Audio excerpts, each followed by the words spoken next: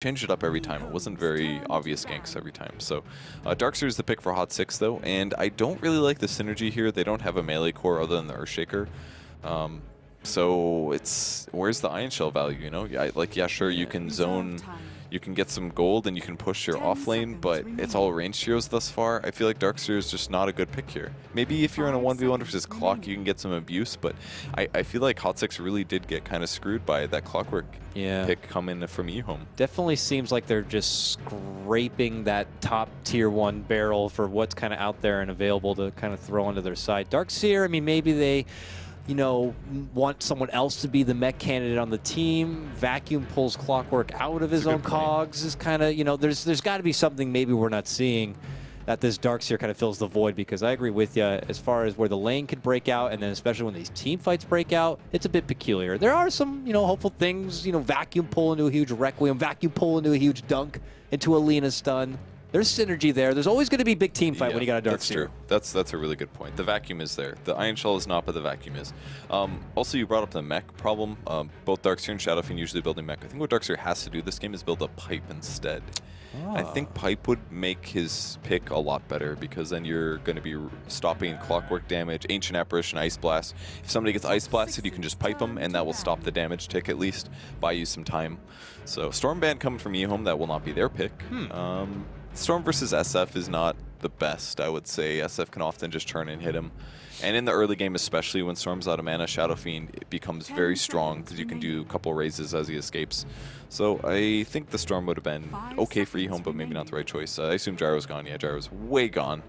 And one more ban here for Hot 6. I think they should ban out a...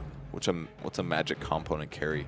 I was going to say Morphling, but that's really not likely here. Other go-tos for Ehome, and what I imagine could be either the safe lane or mid lane Void, is the Razor has been pulled out in the past for them. I don't know if this is much of a stand and fight kind of a lineup that Razor is going to be utilized very well. It kind of seems like it is. Could Naga Core, maybe?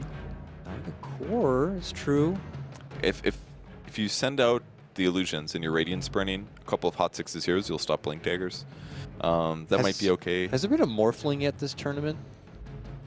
I don't think so. Oh, what? Stealer comes out. I wanted something spicy, baby, and that's what I'm talking about. That's really unexpected. I personally feel Lifestealer is one of the worst carries in the game at the moment.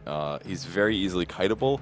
He does good damage, and maybe he's not even good against Shadowfiend. Like, Shadowfiend is a Lifestealer counter. Shadowfiend started getting played.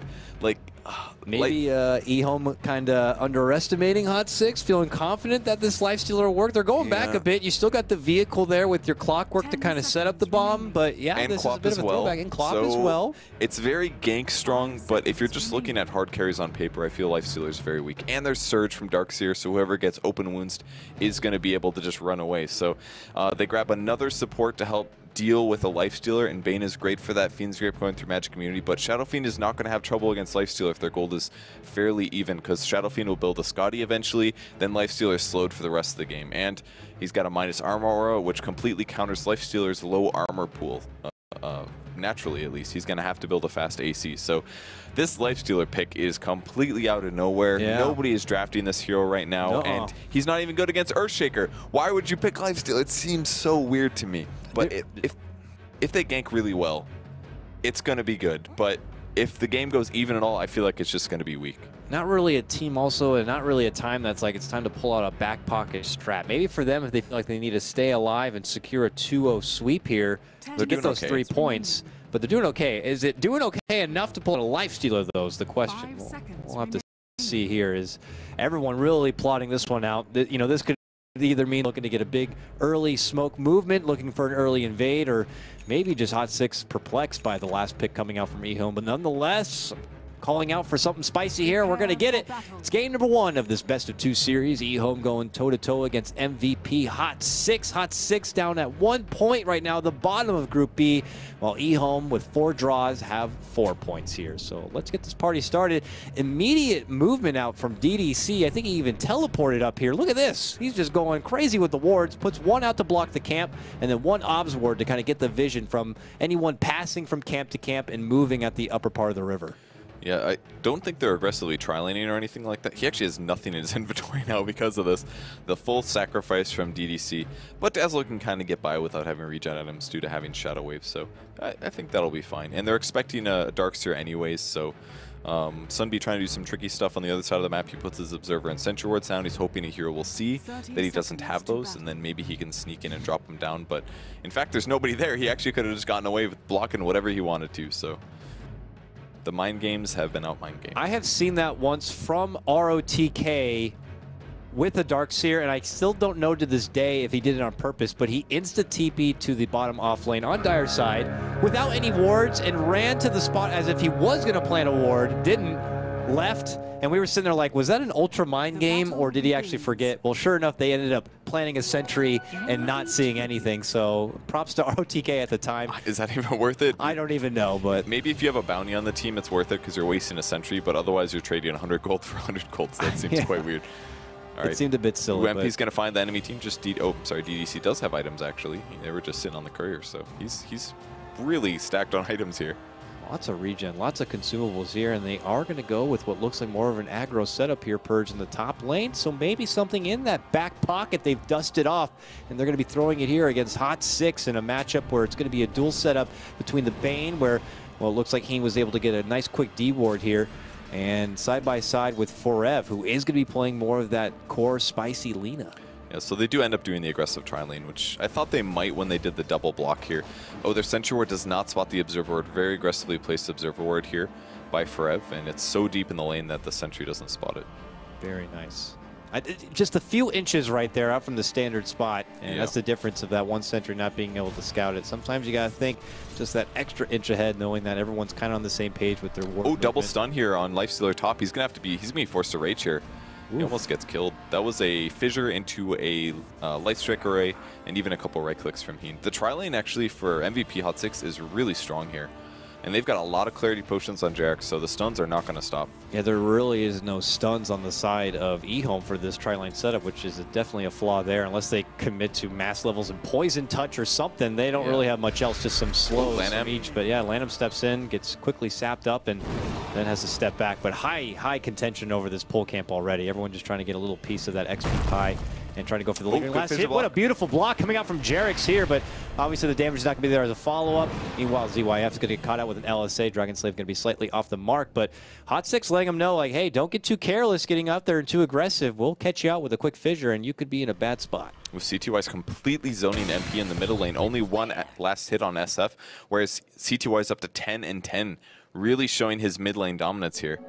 MP's not even a bad mid by any means, but he is just having a tough time. CTY is considered a freak of nature with his mid lane play here, and he's definitely showcasing it right now in this Queen of Pain. And MP's going to have to look for a catch-up, and he's not in Radiant side. It's not like he can have that easy sidestep to those camps, and there's no camps being stacked up. The supports are busy being obligated to this top lane where they're trying to assert their dominance with this tri-lane, so MP might be kind of stuck on his own here, and as the power advantage continues to go for CTY, that could be very, very scary for Hot 6 in general.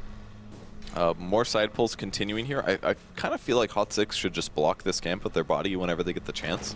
Stack the small camp and just take advantage that way, because with these pulls continuing, there's actually decent levels coming for Ehome, and they really need to prevent that. Both of their supports are still level 1, and the aggressive tri-lane is all level 2. It's really surprising. Almost killing DDC here. The block. Ooh. Now also trying to give some love here to our bottom lane, which is a bit more quiet because we got, you know, two off laners kind of going just toe-to-toe with each other. OTK, though, constantly pressured onto the tower because there is creep cutting happening here from the side of Sunbee, who does get some wealth of farm for himself. He's 11-1 as far as CS, but OTK right at his heels, 11-8, even a pinch ahead. He gets his level 5. Both off laners are going to be coming online really fast, Purge. Quick hook shot, quick wall. I would have to say the Clockwork has a slight nod on being able to participate in team fights sooner, though. There's a 2-level advantage in mid lane, though. Quappa's level 5, a Shadow Fiend just hitting 3 here. Oh. This is so tough. Got the double raise off, which helps a bit, but CTY's got a salve and 2 bottle charges here. Not even a bottle yet on MP. What a tough game for him. We got to dig deep at this point. And just try to stay alive and not allow too much top lane. There is going to be a catch onto Heen. Heen has really nowhere to run. The cold feet, and he's going to go down, and because of all the additional slow, the Solidify would have come shortly after, so it's going to be Ehome who end up striking first, and they take advantage of a lingering little Heen support. Yep. Ends up getting caught. The Radiant Observer Ward really helping out there. They knew he was out of position, and Earthshaker wasn't in the area to do the physical block, so very, very easy kill there with the Chilling Touch. And Ehome's tri lanes, it's working out. I mean, is it due to the fact that maybe the original game plan here for Hot 6 was to have Jarex more near this mid lane to help out MP, and he's kind of been stuck with this top lane aggro setup, and maybe that was Ehome's game plan all along. They give that little bit of wiggle room for CTY to know he gets that one-on-one matchup where they know he can win, and because he doesn't have that interference coming in from an Earthshaker, he's really just doing as he pleases. That's what it seems like. The salve comes for Shadow Fiend. He's got full HP again, but how long until CTY just lowers his HP with the double level of daggers? He actually goes for the double no build. He's like all in on this 1v1 matchup, and it's going really well for him.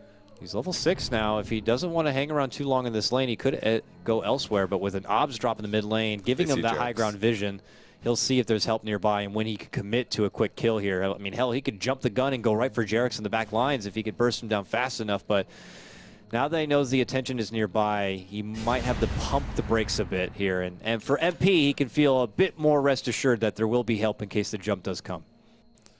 So back on the top lane, Frev's up to 27 CS, one of the highest in the game. Sunbee's farming pretty well additionally, and with that roam, Shadow Fiend's able to catch up a bit. He's finally got his bottle coming, so he's going to stabilize a bit here. Not nearly as much farm as you normally see, and there are some jungle stacks, one large stack here, so he's got a little bit to go back for if things get truly terrible, but the shift from Earthshaker back to the top lane should mean that they can maybe get a kill on a support. They want to get themselves on the board if possible, and this could be a good time. DDC currently on low mana, 4 charges to his stick. But look at these supports. They're actually on the move here. Maybe they saw Shadow Fiend leave the lane, who is actually under the gun. Big pressure as it's going to be CTY who connects with the Sonic Wave thereafter. That ward paying off, knows that help is not nearby, makes the committed go and gets the kill. And the supports rotate over. They're like, oh, you got it. All right, see you later. And they're going to head right back to the top lane. The 3-man rotation. And this is pretty smart to do. Pressure the Shadow Fiend really hard because Lina carry is strong, but it's not able to completely get out ridiculous in most cases, just because by the time you buy a BKB, you're usually pretty safe against that. And who's already got a built-in BKB? It's Lifestealer. Sleep on mid lane. They'll get off the 2 raises, but do they have enough? Almost. Try raises even. CTY, so cool and collect, doesn't even bother blinking. He's just like, I'll take the raises. And then bottle up thereafter. He gets the D ward as well on the cusp of the sentry he put down previously. Oh man, this continues to get better and better for Ehome in the mid lane. Just drops all of his items, doing the full efficiency build, picking them up again, bottle on the way back to base, and C2Y just really showing his mid skill. I'm actually happy that the game I get to watch of him is one where he can show that he's super strong. He's one of the best mid players in the world. He's not in the same group as EG, right? No, no. Yeah, God, yes. Yes, I don't know if we missed that matchup or not, but I'm going to have to go back and watch replays. I want to see how well he can do against RTZ on 0 ping. Well, that would have to be Secret Purge, and that's the other group. I'm sorry. That's My okay. bad. You're in the old. You're stuck thanks in for the the boys save. in blue. No worry, no worry. Not to scoff at Sumail, too, who's also a very talented mid laner. I mean, I wouldn't mind seeing that much either, don't get me wrong. And I don't think it's been revealed, and to be honest, I don't think it's happening if there was a one-on-one match for TI5. I certainly wouldn't mind seeing someone at CTY's caliber be participating in it. So, as it stands right now, though, he is definitely winning this matchup against MP. Still flexing his muscle, having higher levels, and getting that nice kill. ROTK now steps in. He's been waiting for this for a while, and it looks like MP is going to be going down. Beautiful setup from ROTK. Beautiful cleanup coming out from CTY. ROTK will get the nod. And it's still looking to Hot 6 to get their first kill in this game. Now the rotation from Sunbee to take advantage of this mid lane while SF is gone. While top lane, they're going to get the sleep onto ZYF after the fissure. Oh, nice kill. Combo comes through the trees of 4F. Good connection there, and they do get themselves on the board, taking down the Lifestealer, but only shortly after CTY shows up and says, how you doing? Gets a big Sonic Wave and a kill onto Heen. He got blown up. Both heroes actually got blown up, but no grave from the Dazzle. He didn't see the Lifestealer dying there, but a little bit of nuke range from the trees, and Frev ends up cleaning up a kill. So he was really happy with that one, but Bane in return died very, very fast. Despite his high strength gain, Pop is such a big level that he easily got the kill there. Now they're going into the Hot 6 jungle. They see that, and they're like, we gotta get these stacked quick. Get it quick and get out of here. Oh, this looks dangerous. MP's going to farm it. Courier. Oh, CTY, if he blinks, he wants the courier. Oh, he doesn't get it. He's greedy for that one, but doesn't look like he'll have to pay the price for it. He's able to step back and make it to the high ground here. Is a bit low on the mana. Only a couple of stick charges. Does he want it? Is he going for the courier? He knows the oh, man. Oh, it's so slow. It's like, no. Oh, no. Please don't take my bottle. He's making 3 heroes run around constantly right now, just by being in the area. And he's got so much early advantage that this isn't even an issue for him. He's really turning it up this game. He knows that if Ehome are able to secure this series 2-0 and get that 3-point boost, put them up to 7 points, put them near the top, and there would be a chance for them to make it into the upper bracket where they'll not have to worry about those best of ones. We'll see if that's going to be the case or not. But it is definitely pressure on Hot 6. And we have a new Laguna up here for Forev, but it looks like he's not venturing out from this top lane purge. Is he looking to itemize a bit further? Maybe throw together a Yules or something before he decides to go out? He may just do the Bloodstone Rush. He's already got Arcane Boots with the Soul Ring.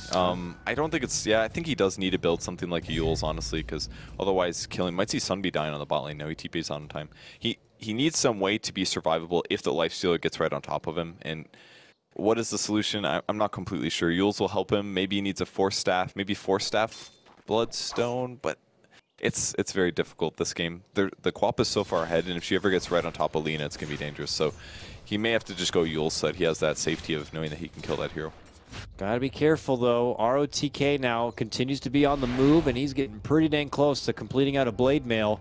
Looks like he's leading out the front in hopes of getting a hook shot. Set up! What a connection onto Forev. Now, Jarex is there, but it's not the easiest for him. He's going to have to dish the fissure onto DDC, but that means that they're going to get not one, but 2 kills for ROTK. Ehome looking to clean house here in game 1. And Lina definitely would have lived there if there wasn't a DD on the clockwork. That helps so much when you can hit for 170 or 140 damage there. And even blocking, ROTK just completely outplaying this game. He's got 3 kills now, 42 CS. At this point, this guy's going to be dominating the rest of the game. And it just seems like Hot 6 is getting outplayed in their solo lanes a little bit. Like ROTK getting this much farm, and then CTY completely shutting down MP. He's got like a 3-level advantage. Level 10 Queen of Pain versus just now a level 8 Shadow Fiend. Like, it's looking really tough for Hot 6. When you look at Ehome's draft, you think it's a bit odd and peculiar, but they're individual player skill and talent is really kind of carrying it right now. As they continue to pressure this top lane, tier 1 at about half-life. Heen looking to turn the corner here. Still not level 6 on this Bane, but he's hoping for a sleep setup here, maybe for Forev to clean house with that Laguna that's ready to go. Not their best target here in DDC, but they'll have to settle for it. Sleep stacked with the fissure. LSA, 1-2 punch. They're going to get it. No Laguna committed yet. CTY, though, interjects, comes in. CYF also in an Ice Blast to fly in. It's going to connect. Forev easily dead. Sonic Wave helps clean that one up. Here comes ROTK. Gets the hook shot connection on the Heen, and he's going to get blown up. A double kill for CTY. Ehome now 8-2 at 12 minutes in. And the Lifestealer pick is working just fine. It's basically a carry that has a BKB at the start of the game. And is Lifestealer popular again? Is this the right pick now? Because we've seen, like, think about the BP game we saw earlier. Gyrocopter just got ganked a lot, kept dying to just Magic Burst before he was able to farm his BKB. But now there's this Lifestealer. How do you gank this guy until Bane hits 6? It's very difficult. You have to get the sleep off. But if he just presses R button first, he easily lives. And now he's got his Midas picked up at 12 minutes. A little late, but he went second after his boots. So not too surprising to see it here. And now he can also just solo very easily versus Darkseer as well. Killing those Iron Shell creeps, no problem. It's hard to say whether they obviously would have been happy with something like a Gyro if it's still been available in the pool, but obviously the luxury of having that free integrated BKB, and he's going with that greedy buildup. He already has the Midas done. Just kind of makes a nice security for the late game of Ehome just in case. But already they're just kind of snowballing plenty with CTY on this Queen of Pain. They won't have to worry about that too much. He's going what looks like right for the Ags. He's already got the point booster and enough money for 2 of the 3 components thereafter. So he's getting pretty damn close to having that pesky Sonic Wave up and at the ready every single possible fight. Hot 6 really need to consider just finding a way to build some farm for themselves and playing catch-up. I mean, what's the fallback for them? You look at Sunby, he's still trying to throw together what looks like the early components of a mech. Might be a pipe as well, though, because he does have a cloak. He does have the cloak, you're right. We'll see what MP is building. I don't even think he has a mech component yet. Ouch, ouch, ouch. CTY getting as much damage as possible without having the Sonic Wave. He's almost got his Ags at 14 minutes. Yeah. He's only about 800 gold away. So close. Oh, AO'd. It was connected. Where's the rocket? Was it already sent off? Not yet. RTK might die in the jungle though. Here's the fissure into stun. Light strike away. All right, they do get a kill. And that goes on to Lina. That's a killing spree for 400 gold. That's a nice swing for Hot 6. They definitely needed that. Actually, a lot more than that. About 8, almost 900 gold going to Hot 6. That'll be boots for JRX or maybe fast. Mid lane though, MP, they're making the jump. CTY does have an ultimate. MP fakes out the Requiem, then cancels it. ZYF now looking to move in. He goes up to the Hydra, gets a big Requiem off, but it's not going to be happening. He quickly goes in the Infest, pops out. They get CTY though. That's a big boost for them. A dominating streak of an extra 518 gold going to be going to MP. Ice blast. Boom! Got him. What a beautiful J shot out from Lanham, a three-pointer in the bottom lane. That means it's going to be a 1-for-1 trade. And now the rotation comes in. ROTK back from the dead, has a hook shot set up. He's looking for a connection here, but it looks like Hot 6 are already out. Man, they're probably feeling so good from killing CTY there. It was a great nightmare from Heen to keep him out of the fight in bottom time. When he finally went in, he had to blink aggressive, and then you turn and kill, and they got him. But that Ice Blast, man, crushing their dreams a bit more. But still, a good kill for them, a good double kill, actually, and it puts them slightly closer to a win. With that fight turnaround, we take a brief peek here at the net worth. You can see that slight boost back the way towards of Hot 6, but still 5K advantage. Hook misses, goes to Earthshaker. It goes to Earthshaker. Now they get the quick kill on the ZYF. They're hoping for a follow-up on RTK, who's going to pop his Blade Mail. Now their Ice Blast going to connect, and it gets JRX. Beautifully done once again from Lanham. But what a grip. Grave helps for now, but it's not going to help for much longer. The back end of the grip plus a right click coming out from Forev is going to secure his double kill now. And now great Ember break. CTY is able to just get a big sonic wave, a jump across, gets the kill with the scream. He's actually looking for Heen here, has help from DDC if he wants to go in and go a bit ballsy.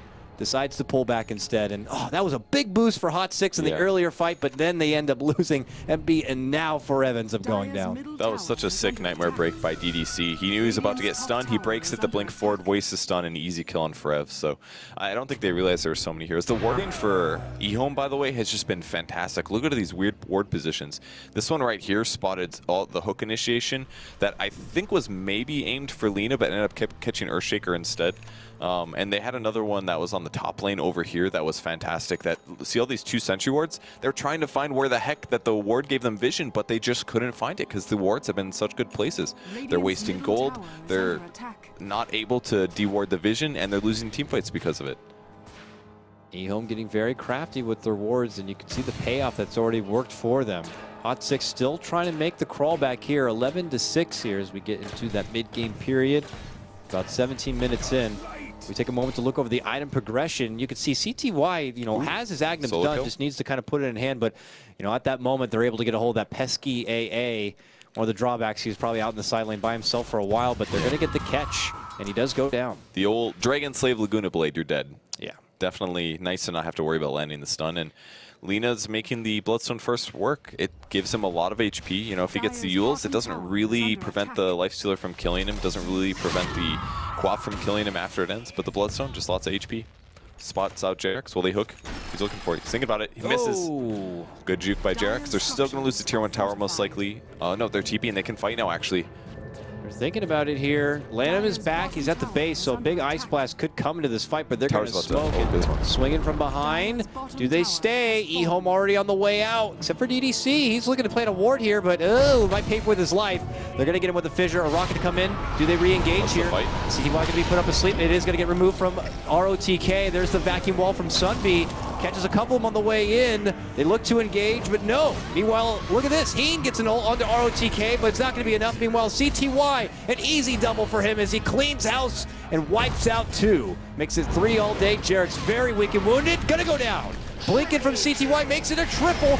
Looking to go for the Ultra here, but he gets hit with the Laguna. Forev does end up going down. It's going to be a suicide for your Lina. 5-man wipe on the side of Hot 6, and Ehome lose no one. That was started with a Hot 6 smoke, and it is just all fire for Ehome. They just weren't organized in their team fight there. They needed to initiate better. It had to be a Fissure into Lina combo, preferably on the Dazzle if possible, but they just didn't expect Dazzle to be there, I think, and they had to just kill him instantly. But they got so scared as soon as they saw the Dazzle there, they didn't know where the position of the rest of Ehome was, and then the fight just went really poorly. You can't just initiate by running a Darkseer and just attacking the Dazzle, and if they do, they had to hard commit to it and play it correctly, but it seemed like they didn't quite know what they wanted to do in that fight, and it led to, you know, cold feet and just bad team fight for them, losing 4 with a suicide. This puts Hot Six in a bit of a sticky situation now. There was a bit of a glimmer of hope for them to get a pullback, but Ehome continued to triumph there. And that was a very awkward position for DDC to lead it out, but Ehome able to kind of spread Hot Six apart and put them in that awkward position, so they couldn't effectively make anything happen. Top lane, Jerix almost walks into an Ice Blast.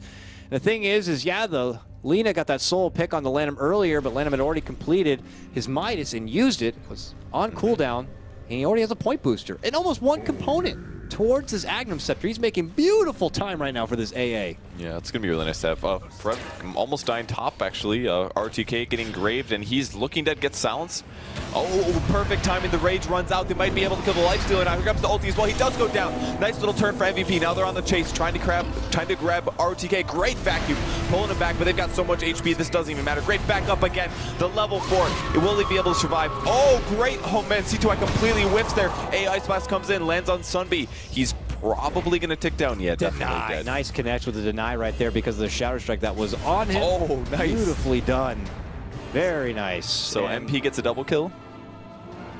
Get it? Get it? Yes, Thank you. He got it.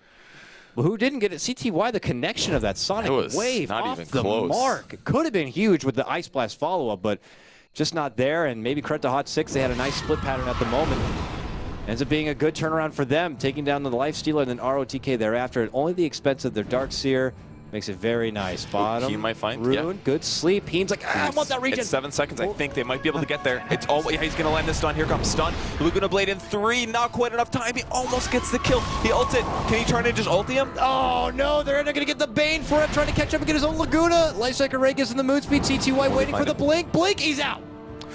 Man, that's just so unfortunate. They were so close to getting that kill. Laguna Blade 4-second cooldown, and that would have been a dead C2Y for nothing. Instead, turns out with Heen dying as well. Oh, they might lose MP top lane now, who's out alone here. But he has a TP, and they have no way to stop him. No levels into Poison Touch, no bash in ZYF. Makes his good escape. Gets him out of the lane, though, and they get to take over as far as farm there. Mid lane, RTK here with the Fissure. There's the Laguna we were waiting for. This time it's going to be onto the Clockwork. Shadow Blade? Kill. Shadow Blade? Oh, we haven't seen this in a while in a core Lina. I think it's a solution against Lifestealer. If he open wounds you, you go invisible, and you at least force him to drop gem, etc. And it's also a bit of a damage item. If he goes for something like a Force Staff, it's not going to be as good as at getting kills. But the more important thing is that he can actually guarantee kills against the Lifestealer this way. If he Shadow Blades and he Light Strike arrays from Invis, he can't rage in time. If he attacks first and then Light Strikes, he can do it. If he uses first, he can rage, and he won't be able to get the kill. So the Shadow Blade allows him very good offensive possibilities, and it's something we started seeing, 2-3 months ago, and then kind of phased out. Well, they unfortunately are not going to get the opportunity to get a catch on the DDC or ZYF. They both already head out. They have that very deep ward here that saw the movement coming in. Might have not seen the Lina Shadow Blade, but CTY. I think it did. Yeah, it saw him go invis initially. CTY has an invis rune. He's parked himself mid lane in hopes that someone will show up. No one here yet. He'll wait. Now he just got level 16 Purge. This is a level 3 Sonic Wave with an axe. He sees the Fissure down here. Looking for the vision. Oh, yeah, he might go in and go get a quick kill. Now, Forev does get a kill, but mid lane, we're going to get the kill right here. Blinking, you missed it. CTY gets the connection there. Now, Forev is able to get a trade himself, it looks like, as he takes the support top lane. How did they get a Dazzle? Did they grip it? No, they didn't. It must have only nightmare. ROTK. Oh, I tried to get the hookshot jump in with Lifestealer on his back, but not going to be able to get the grab. They both got TPs, so they'll be out fine. Things are actually recovering. I think Hot6 has been doing a really good job the last couple of minutes, getting kills where they need to. I mean, obviously they've lost a few heroes here or there, and C2Y is doing amazing. 10-1-3 on his QoP. But I think Shadow Fiend is effectively recovered at this point. He's almost got BKB. He's got mech as well. Obviously, the net worth of C2Y is far, far higher. But once Shadow Fiend gets his BKB, he's in a good spot. He doesn't have to worry about just dying right at the start of the fight. Smoke from Hot6. We'll see. It looks like it's going to be one to invade the Ehome front, not one for Roche. They're going to go all the way back and around. Frantic pings to fly out here. ROTK closest to the action here. Could get caught out. Looks like he's just putting himself in the corner. The smoke's going to pop. Where is he? They don't know. They're cutting to the left.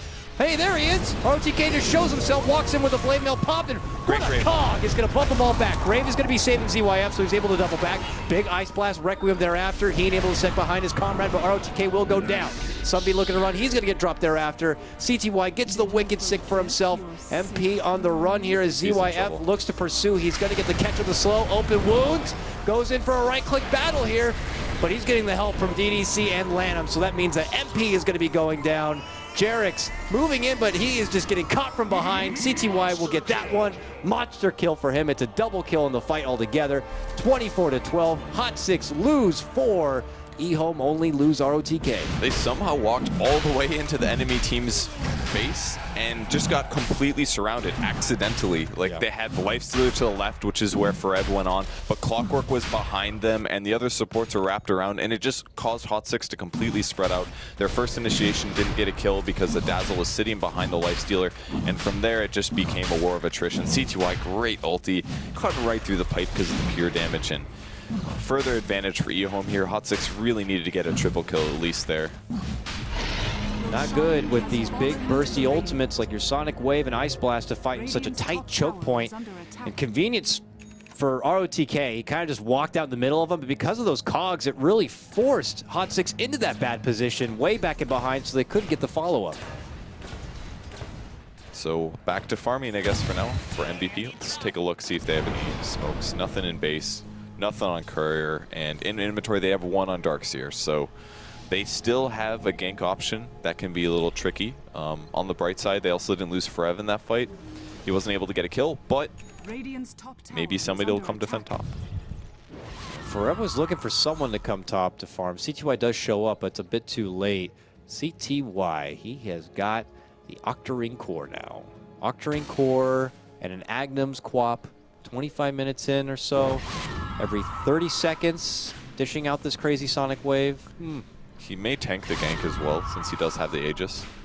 It's very easy to get away afterwards in most cases. There's the Shadow Blade Forev. Oh, no, they're going to back up, I guess. Smoke on Ehome. Oh, a DD rune as well, and they're going to go right into the ROTK transportation mechanism here. I don't even know if he gets the DD. It's not on his hero. Oh, they grab a grip. They get a hold of CTY. They might be able to get the quick burst onto him. They do. Oh, That's just the Aegis. Hook misses from ROTK. CTY will be coming back. Keen has to get the hell out of there. And here comes trouble. CTY looking to jump in. Yeah, Forev is going to go down to the suicide there at the end. And that's the only casualty for this smoke movement for Ehome, which is not bad for Hot6.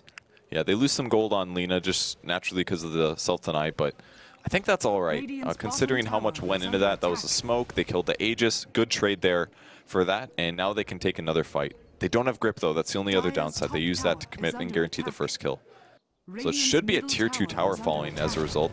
TP backs for CTY, going for the Jerix kill. Ooh, no. Just going to walk out and TP, and CTY, he's just here to defend the tower, it looks like. Now his team will be able to secure the tier 2 at the top as they pull back. Hot6 did want to defend. They did have a lot ready up. Forev now on the move with his Shadow Blade, but, you know, Sunby does have wall ready to go. It looks like he has his pipe now complete. It looks like they don't want to take much unless they have everyone ready to go. And the tower gets denied, which is going to hurt Jerix a little bit there. Gets a bit of gold, but could have had twice as much at least if he got the deny. Yeah, and he's trying to get that Blink Dagger. Yeah, even Sunby's not that farmed, just the slow ring with the pipe and the Arcane Boots. Obviously is a lot of good items, but coming up on the 30-minute mark, it's less than you normally expect a Darkseer to have. Usually they have at least a Blink Dagger at this point. I don't even know if that's the right item, though. Probably a Force for Darkseer here would be the next one. Make yourself survivable against Clockwork. Yeah. I mean, there really isn't much for Force Staff candidates outside of him anyways, because just the way Jerix is farming, his Force would come after the Blink, and that seems to be a ways off. Oh, here goes ROTK. He's trying to get home to Jerix. He got the Blink.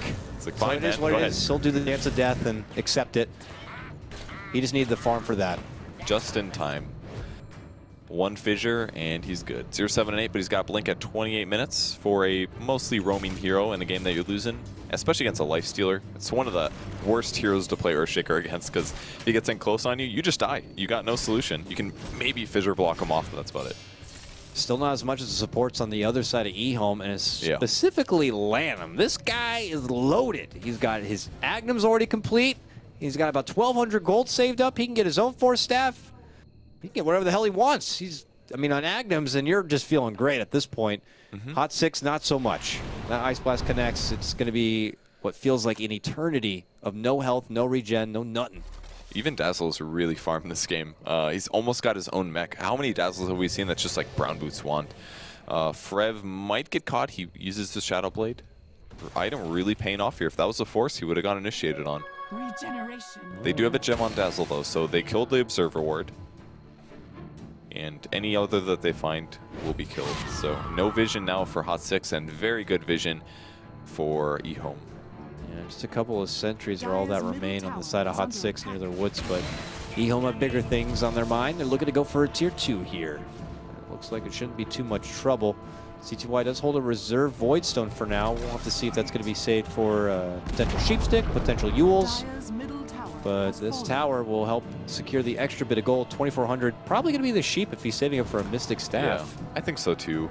Hex is just so, like, you don't wait until 30 minutes to finally buy Ewels, especially if you're winning. Yeah. You want to have that proactive item, the item that's going to scale for the rest of the game. And he's got an Octarine core, so the cooldown's already 25% less. Hex is perfect at this point. Get that thing up as much as possible. Use it to kill Frev, use it to kill MP, use it to initiate first, start the fight off in a good way. Just can't believe how often that Sonic Wave comes up. He just used it to annihilate some poor mud golems who weren't doing anything, and he's already going to have it up in like 15 seconds. Yeah, it's like a kind of long cooldown for an AoE spell is basically what it is, 30 seconds. It's incredible.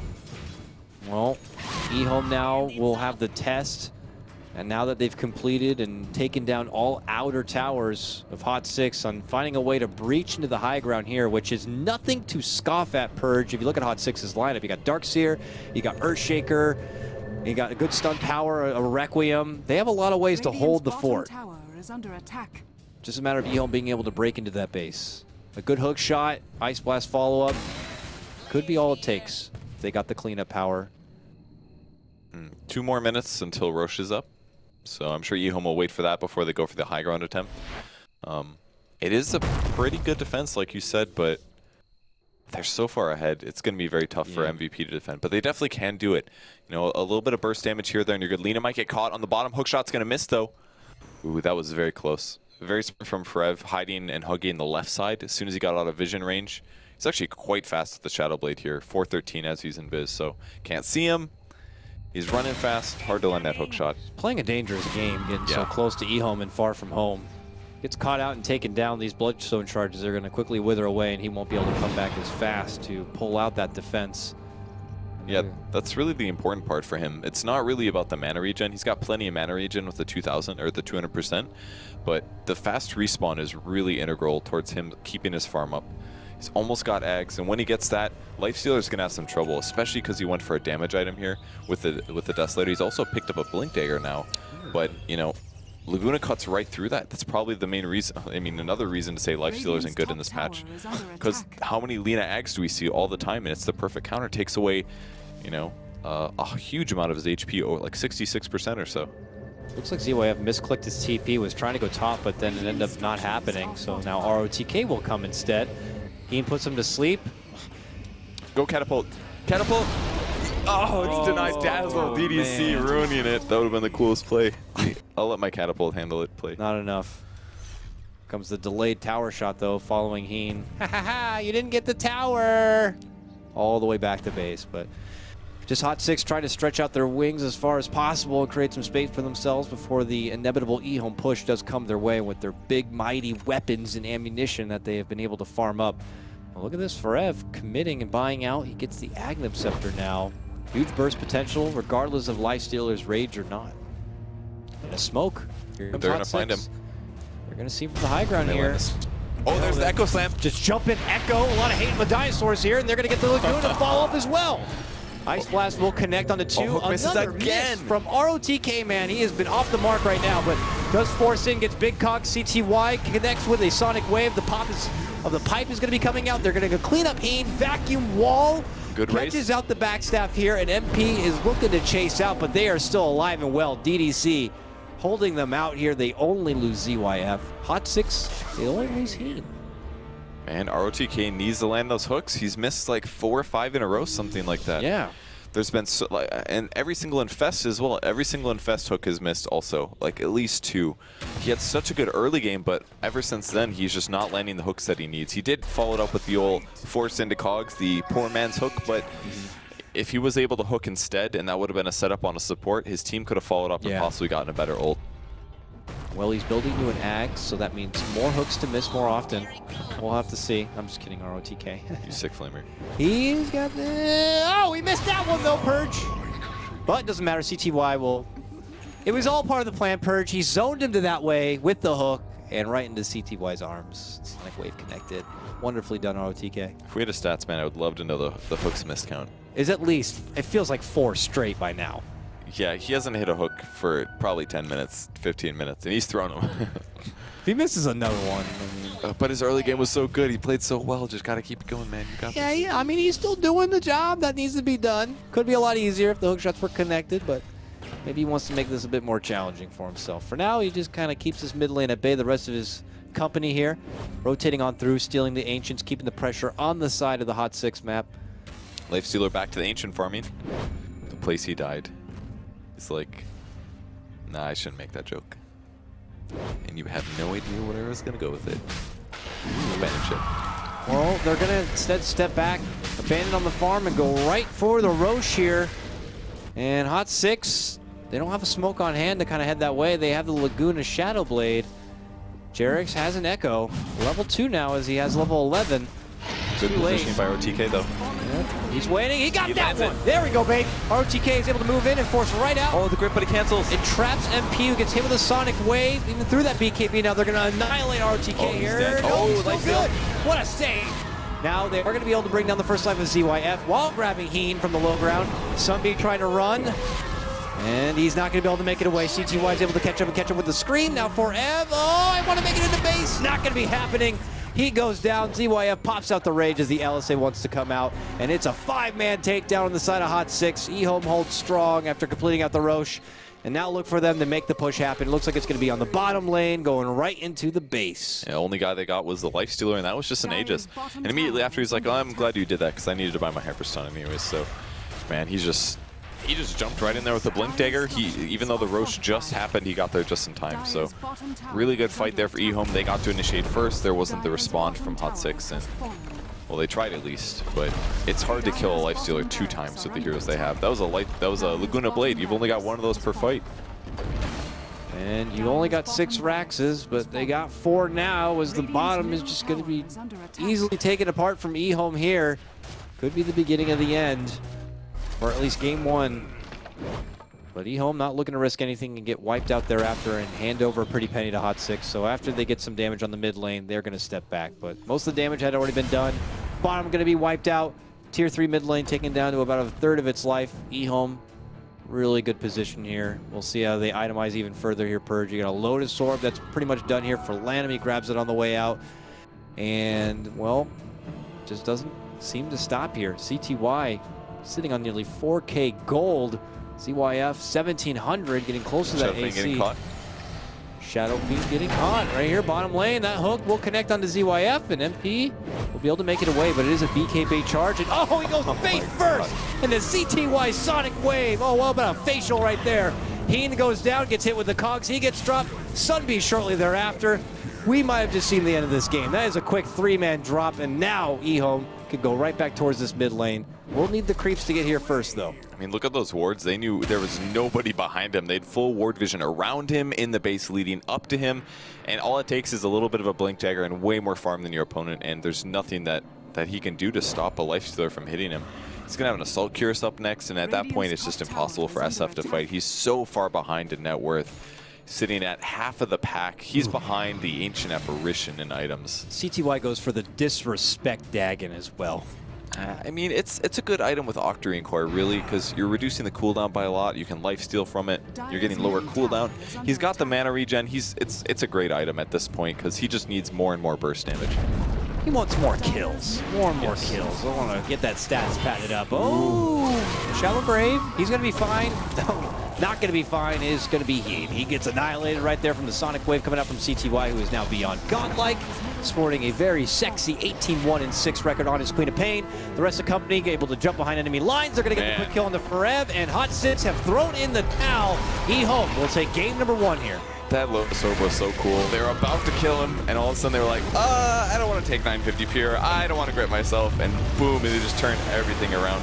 C2Y, that perfect ambient screen beyond godlike is exactly what he deserves that game. He just completely shut MP down. I haven't seen somebody get stomped that bad in mid for a long time, especially not